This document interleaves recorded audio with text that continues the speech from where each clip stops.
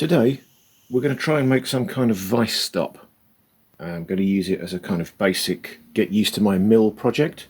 So I've got a couple of scraps of aluminium and some steel rod, and I thought I would have a bracket on the back of the vice there somehow, and then this piece will have a slot milled in here so that it can attach and move backwards and forwards like this, and then the rod will go through here, and we'll have some kind of set screw here to hold it in place, and that means with the sliding action we can get to different parts for different size work pieces. Let's see what happens.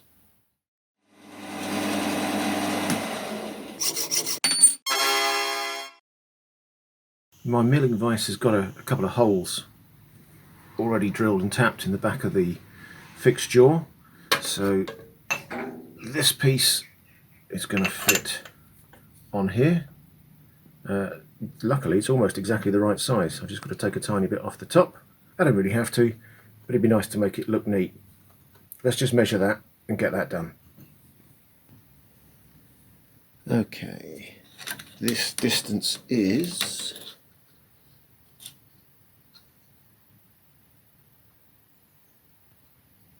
29.2, and this part is 30.1. So we need to take 0.8 of a millimetre off. Let's get that set up.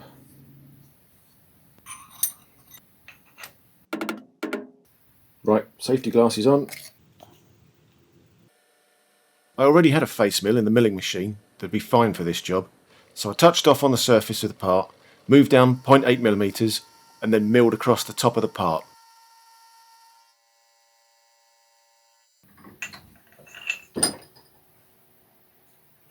Quick deburr. Check our measurements are okay. Yeah, we're at 29.1. That's okay.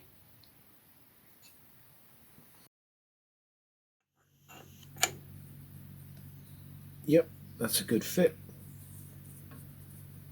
Okay, next we're going to work out where we're going to put the holes on here so that they match on the back here.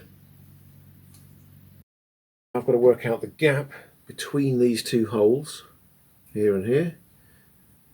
So I don't have any transfer screws, so I'm just going to put a cap head bolt in each side.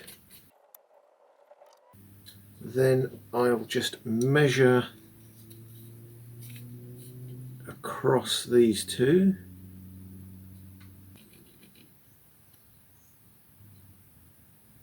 .71 millimeters. Then we measure the diameter of the bolts, which is 6 millimeters.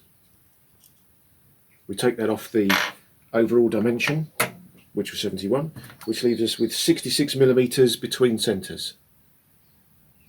Next we need to find the distance between this top surface and the center line to the bolt there. So I'm going to measure down from the top here onto this bolt. That is 10 millimeters almost exactly. Then we'll add on half of the diameter as an M6, so that's 3 millimeters.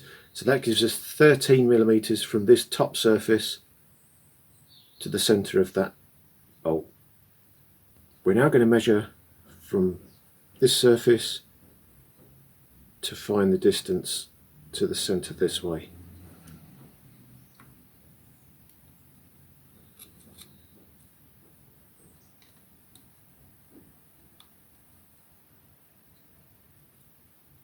And that is 12.5. So then we'll add on the half of the diameter, which will give us an extra 3 mil. So that makes it 15.5 from this surface to the centre this way.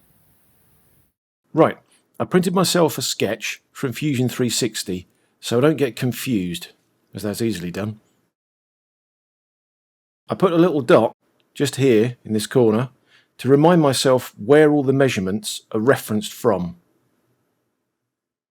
I used an edge finder on the y-axis, moved out the way of the part, then moved half the diameter of the edge finder so the spindle is exactly over the y-edge, then moved in the 13mm as measured earlier. Then I did the same with the x-axis and moved in 15.5mm to be in position for the first hole. Then it was a case of spot drill the clearance hole, then change the chuck, mill the counterbore. As I haven't got a DRO on my mill, I had to do all three operations before moving anything, as backlash would mean I'd lose accuracy from my original position. Yep, that's good. So then I had to move to the next hole position, spot drill the clearance hole, change the chuck, mill counterbore, change the chuck, move to the next hole, spot drill, clearance hole, counterbore, and rinse and repeat.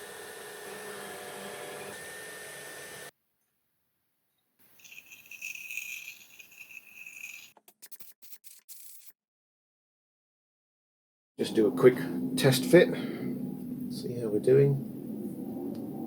I did enlarge the counterbores and the drill holes ever so slightly. It was just a bit tough getting the screws in.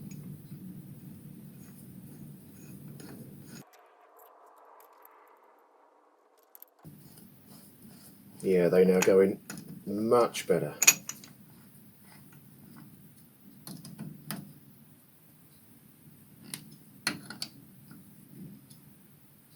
There we go, rock solid. Just check the other two holes as well. Yep, that's much nicer.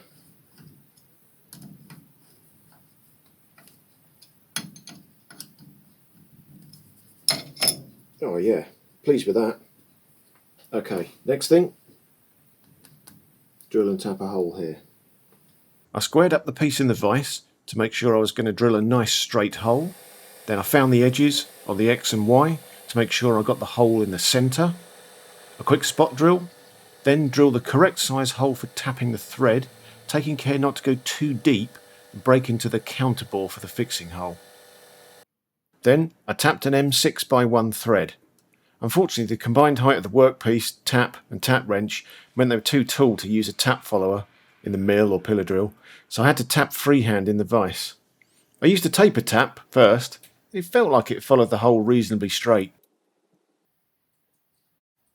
I discovered that the scrap piece I was going to use for the sliding part had some holes drilled in it already.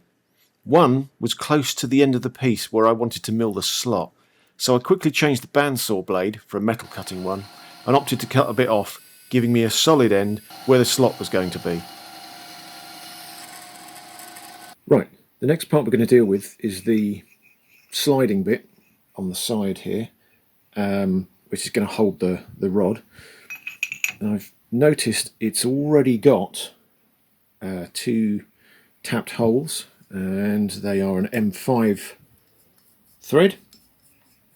So let's not look a gift horse in the mouth. I'm going to use one of those, and we'll use that to hold the rod here.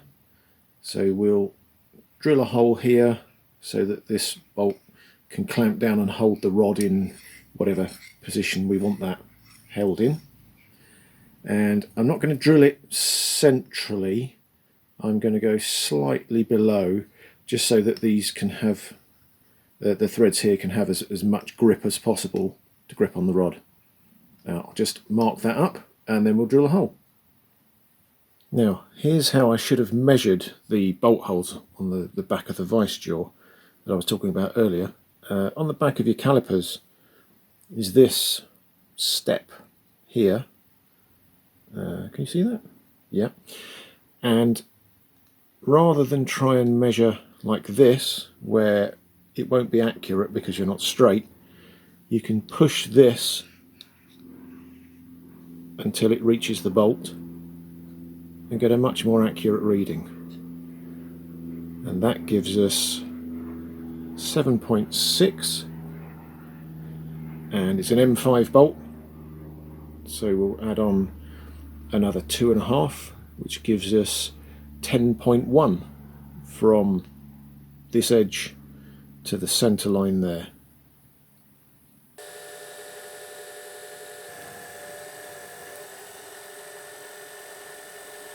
Right, quick test fit of this. Okay, that slides in nicely. Let's see if this holds it.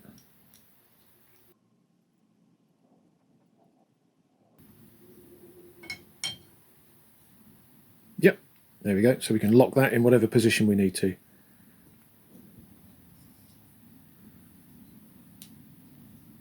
Nice and tight.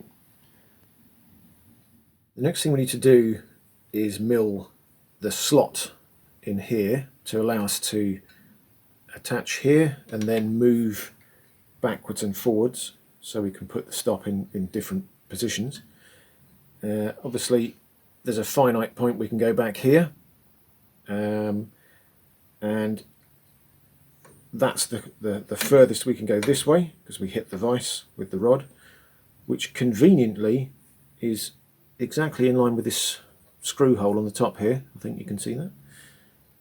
So I think I'll make that the end of the slot, and just make sure we don't go too far this way to break into this edge.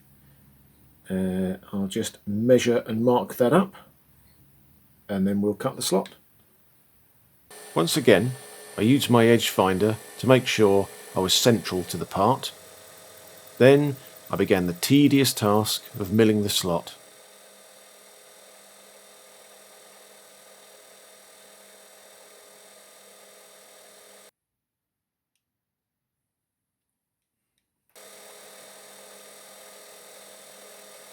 This isn't a very big mill, and as I said earlier, I'm still getting used to it, so I made multiple light passes.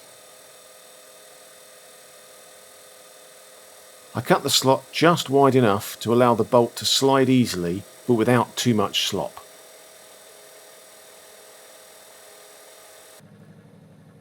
Once the main slot was cut, I changed over to a larger end mill to mill a counterbore.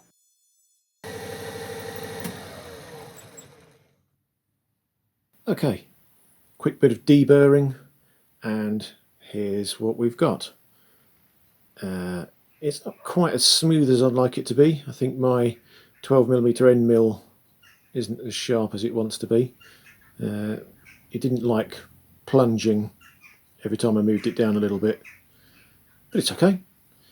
And the screw slots in nicely and slides along, so that's good. Let's put it together and see what happens.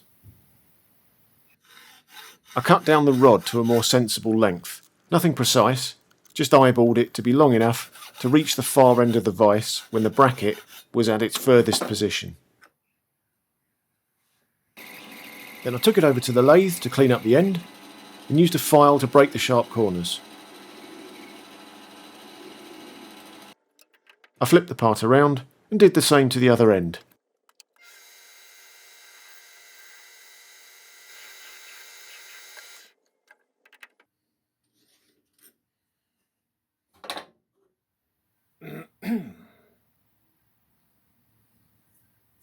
Okay, let's assemble the whole thing, see if it goes together as planned.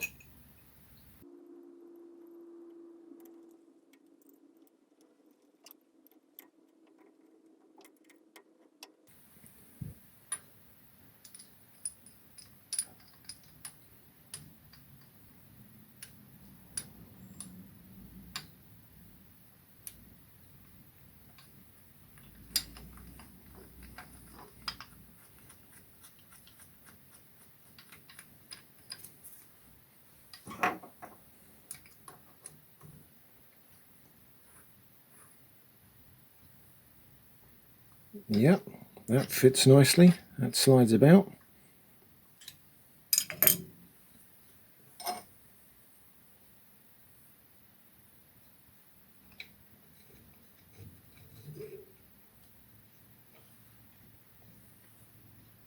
Look at that, beautiful. So now, if I need to repeatedly put something in the vise in the same position,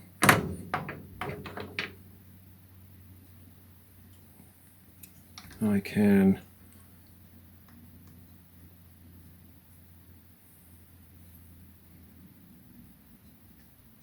lock these in position.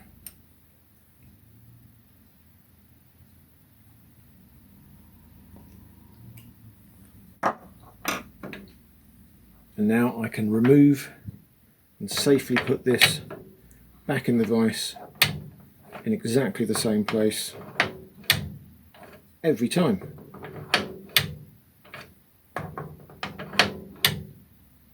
Oh, I'm pleased with that. What do you know? We made a thing.